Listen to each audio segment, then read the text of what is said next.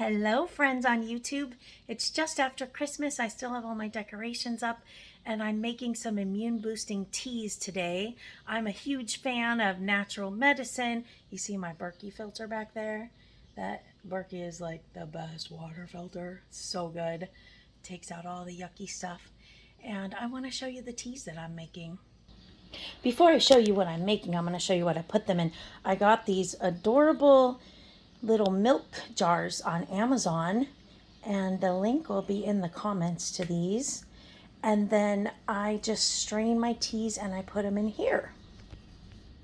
The first tea that I made is butterfly pea flower hibiscus. This is not the hibiscus that like Hawaiian hibiscus.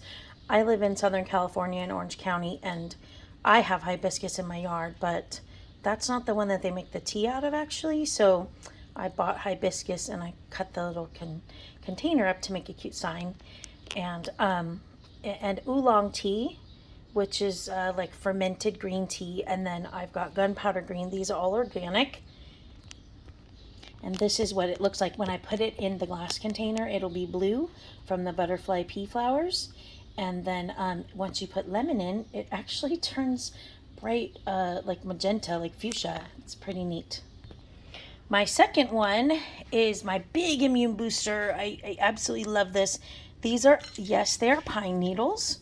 I live in Southern California and we do not have the correct kind of pines to make tea out of. See how small and soft the needles are? This is white pine. So I go on Etsy and there are people who have these in their yard in the East Coast and they will ship them to you. It's a little expensive, but you really don't need that much. And pine needle tea is a very old remedy. My grandma grew up in Austria in the Alps, and they used to use pine needles to make cough syrup. And pine needles are so full of nutrients, believe it or not, but you don't want to chew on them because that's yucky. So you make this tea. And then I also add fennel, which is fennel seeds. I crush them with a mortar and pestle. I pound them up. And then this is star anise or anise. Some people say anise, some people say anise. They both have like a licorice flavor. So this makes a really yummy lemonade. And then I just do raw honey and lemon. And I drink these like a cup a day. I just keep it in there and I drink it as iced tea because I don't have time to be prepping every single day. All this stuff. You hear my dog in the background? My dogs are playing. This is the loud one right here. Scout, look at me. You're making noise in my video, you silly. Oh, and there's Penny. And there's Keely making noise.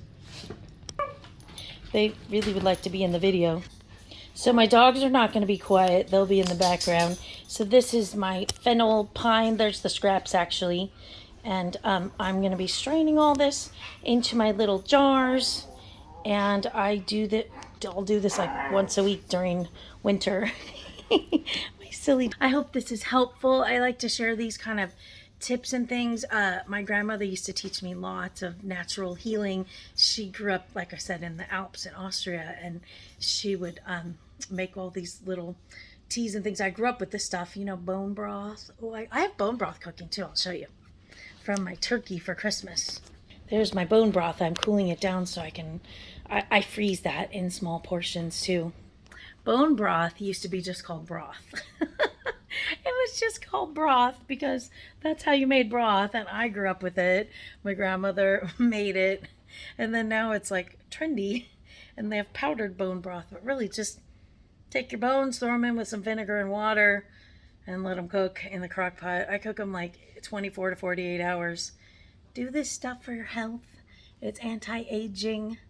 I just turned 53.